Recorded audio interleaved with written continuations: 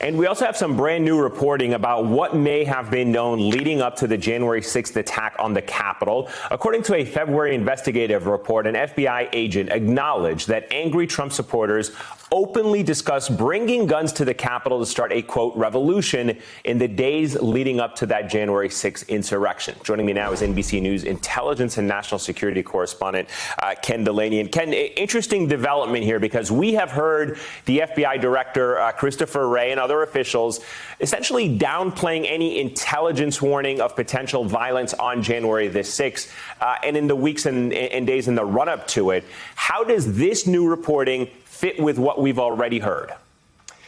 That's right, Eamon. You're absolutely right. The sentence you read from that court document would surprise no one. It's something that NBC News and other organizations have reported. Even before January 6th, we were reporting that people were threatening violence in the days leading up to the riot. What's significant here is that the FBI has consistently downplayed the intelligence value of that social media chatter. And they've said they had no actionable intelligence, and that's why they didn't write an intelligence bulletin warning people about this. But now we have this court document filed by an FBI agent in the case of the NYPD officer who's charged with assaulting a Capitol Police officer that day. This court document says that the FBI did a review of social media, and they found, too, that Trump supporters were threatening to bring guns and bring revolution to the Capitol. Now, they haven't said whether they're talking about a review pre-January 6th or post-January 6th, but clearly the FBI knew, because we all knew, that people were talking on social media about bringing violence to the Capitol. The question remains why they didn't warn anyone about it, why they didn't write an intelligence report.